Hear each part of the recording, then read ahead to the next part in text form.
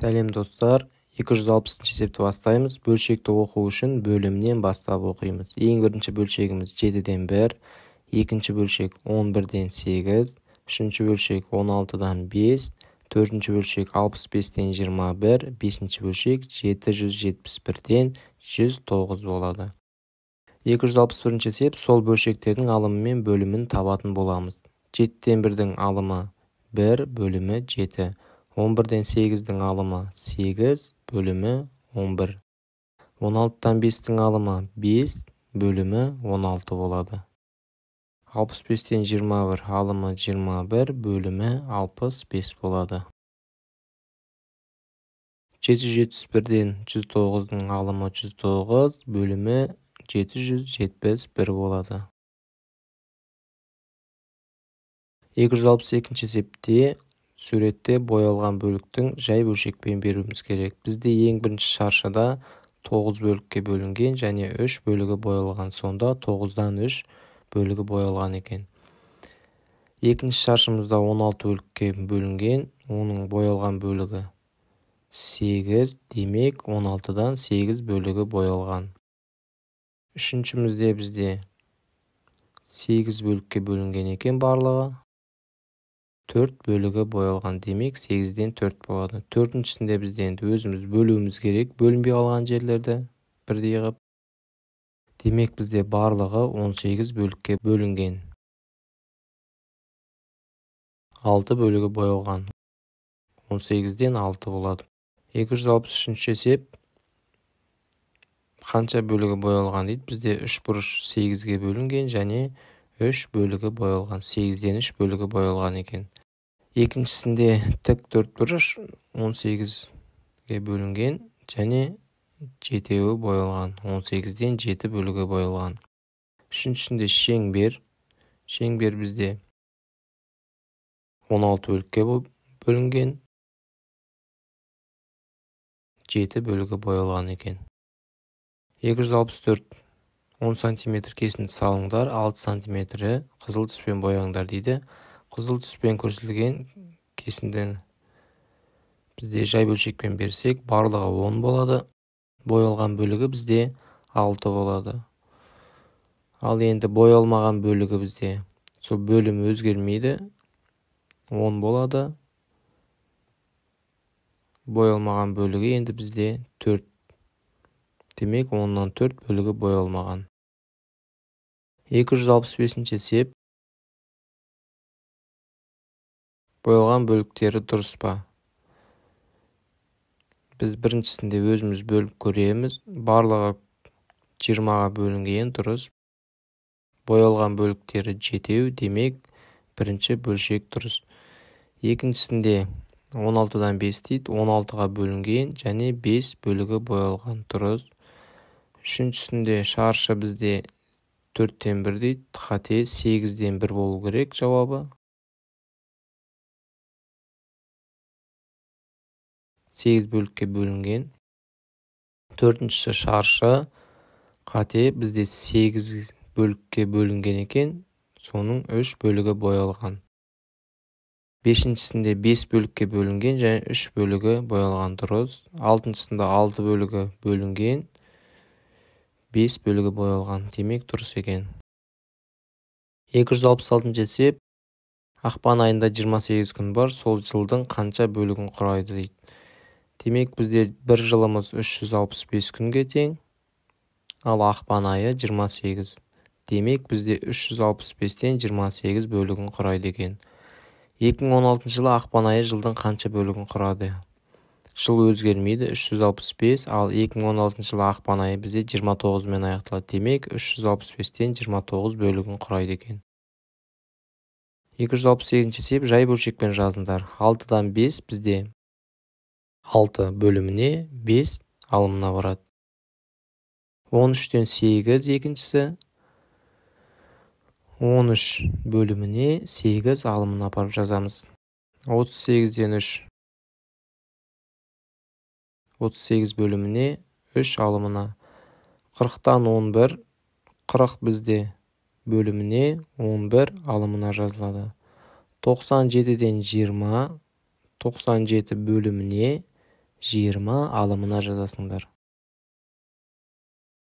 300-ден 162 бөліміне 300 жазылады, алымына 162-ні жазасыңдар.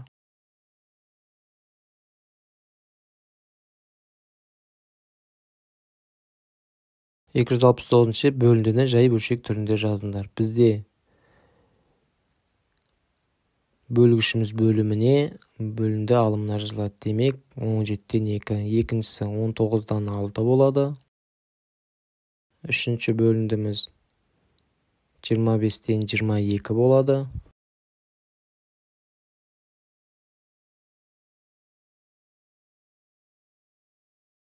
Төртіншіміз 100-ден 31 болады.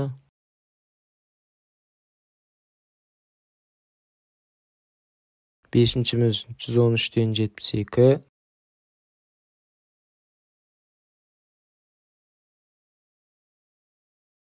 Алтыншы есебіміз 1001-ден 324 болады. Жетіншісі бөліндіміз 501-ден 500.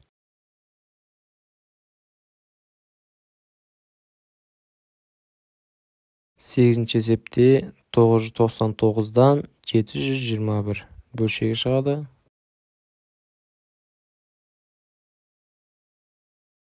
Тоғызыншы есепте 2201-ден 853 жай бөлшегі шығады екен.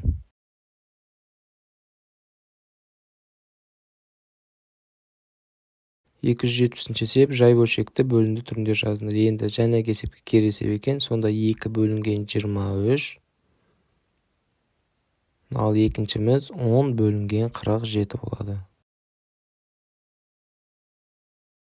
Үшінші есепте 65 бөлінген 73 болады. Бөлімі бөлгіш болады сонда. Төртінші есепте 205 бөлінген 333 деп аласыңдар.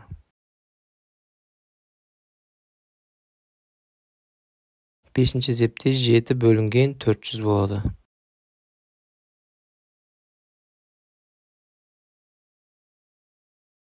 Алтыншы есепте 11 бөлінген 3462.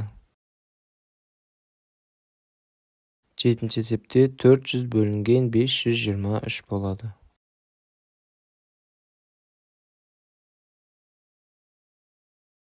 Сегізінші есепте 1489 бөлінген 5555 болады.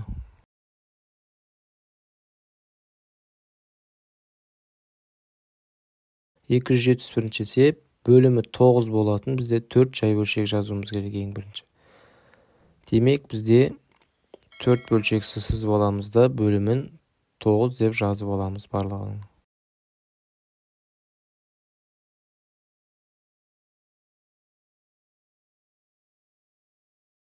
Енді бізде алымдарын өзіміз жазамыз, кез келген 9-дан кіші болса болды.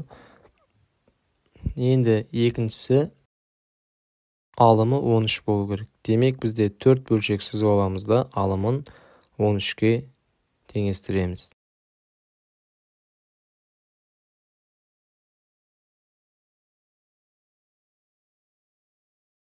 Ал бөлімдерін 13-тен үлкен сандарды жазып шығуға болады. Мысалыға 14-тен 13, 15-тен 13 деп аламыз, 40-тан 13 деп алуға болады, және 50-ден 13 деп алуға болады. Үшіншісінде алымдары бірдей дейді. Алымдары бірдей болса, онда алымдарын кез келген санды жазамыз. Мысалға 7. Сонда барлық бөлшекке 7 деп жазып шығамыз. Енді 7-тен үлкен сандар бізде 10, 20, 30 және 100 деп те алуға болады. Төртіншісінде бізде бөлімдері бірдей. Демек бізде бөліміне бір сан жазып шығамыз.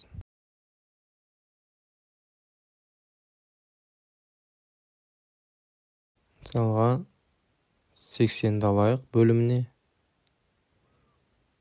Ал алымына сол 80-нен кіші сандарды жазып шығамыз онда. 80-нен 5, 80-нен 6, 80-нен 11, 80'den 27 деп алуға болады. Бешіншісі бөлімі алымынан 4-ке артық.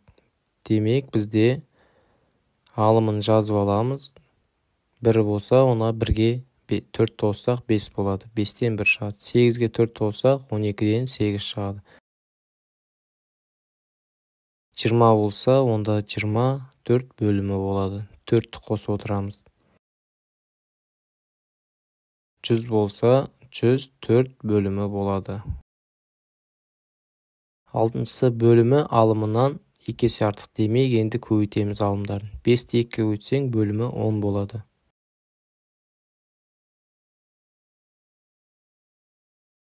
11 деп алсақ, 11-ді 2-ге көбейтеміз, бөлімі 22 болады. Алымын 19 деп алсақ, 2-ге көбейтіп, 38 бөліміне апарып жазамыз. Төртінші бөлшегімізде 200 деп алсақ, 12-ге көбейтсек, бөлімі 400 болады. Ары қарай жетіншісі бізде алымы бөлімінен 5-ке кем. Демек, енді бөлімін жазып алайық та, оны 5-ке азайтамыз. 25-тен 5-ті алсақ, алымы 20 болады. Екінші бөлшегіміздің бөлімін 17 деп алайық. 17-тен 5-ті алсақ, 12 болады. 6 деп алсақ, 6-тан 5-ті аламыз, 1. 100 деп алсақ, 5-ті аламыз, 95 алымына барып түседі. 8-ші есепте алымы бөлімінен 3 есе кем. Демек, бізде бөлімі 3-ке бөлінетін сандарды жазамыз. 300-ді 3-ке бөлсең, алымы 100 болады. Демек, 3 есе кем болады. 9 деп алсақ, 3 болады. 27 деп алсақ, 10 3-ке бөлсек, алымы 9 болады. 3 деп алсақ, алымы 1 болады сонда. 272-ші есепте ұзындығы 16 см, ал ені ұзындығынан 7 см қысқа. Тік төртбұрыштың периметрін табыңдар.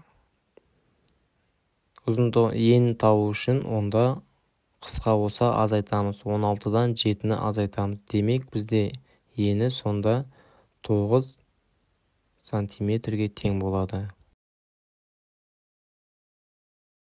Ендігі бізде периметрін табуымыз керек. Сонда 2 көбейтілген жақшаның ішінде 16 қосылған 9 болады. Тең 2 көбейтілген жақшаның ішінен 25 шығады. Бұл көбейтіндіден 50 шығады. Демек, бізде периметр 50 сантиметрге тең. Тік төртбұрыштың ені периметрдің қандай бөлігін құрайды дейді. Ол үшін периметр бөліміне түседі, ал ені бізде 9, сонда 50-ден 9 бөлігін құрайды екен ені. 273-ші есепте параллелепипед 7-ге тең бөлікке бөлінген. Жасыл бізде 7 болса, бөлімі 7 болады. Жасыл 2, сонда 7-тен 2 бөлігі жасыл екен. Сонда барлық бөлімі 7 деп жазып шығамыз. Қызыл болса 7-ден 3. Көк болса бізде 7-ден 1 болады. Ақ болса 7-ден 1 болады. Себебі 1 бөлікке бөлінген. Екіншісінде жасыл бізде 3, 7-ден 3 болады. Қызыл бізде ортасында біреу ғана тұр. Демек, 7-ден 1 болады. Көк бізде 7-ден 2 болады. Себебі 2 жерде тұр араласып. Ақ бізде үстінде ғана 7-ден 1 болады демек. 274-ші есепте сантиметрді метрмен жай бөлшекпен беруіміз керек. 3 сантиметр деп аламыз. Бізде 1 метрда 100 сантиметр бар. Демек, 100-ден 3 метр болады.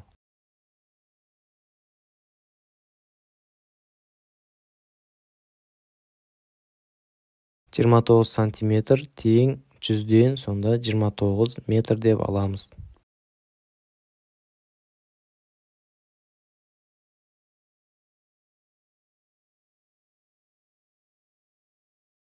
Ары қарай бізде 55 сантиметрде дәл солай аласыңдар. 55 сантиметр тең 100-ден 55 метр.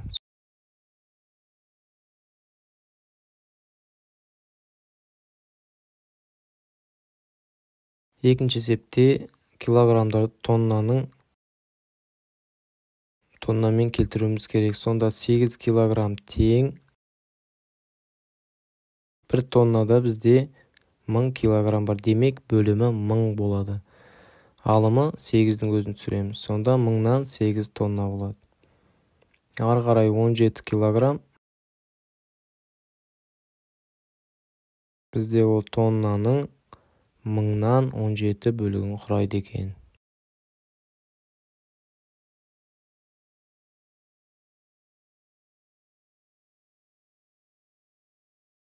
$432 килограммды жай бөлшекпен берейік.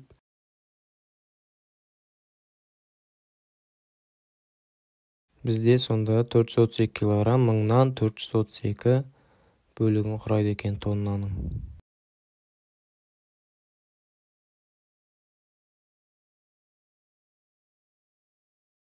Екі минут сағаттың қанша бөлігін құрайды екен?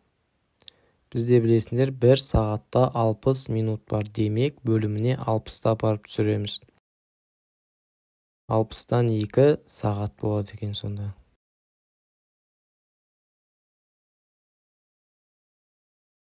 Жиырма 23 минутты да дәл солай жазамыз.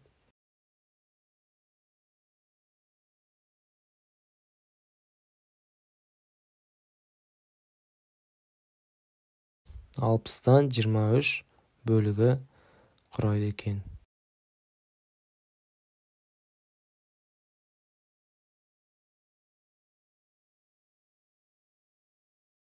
Елу 59 минут 60-тан 59 сағатты құрайды.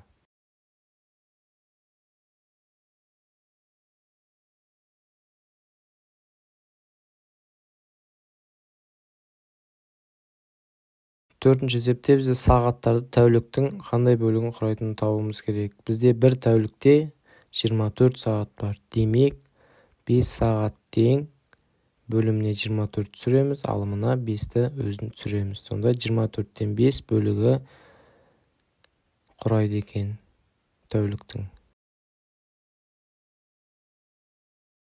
12 сағатымыз сонда бізде 24-тен 12 бөлігі 12 сағатты құрайды екен тәуліктің.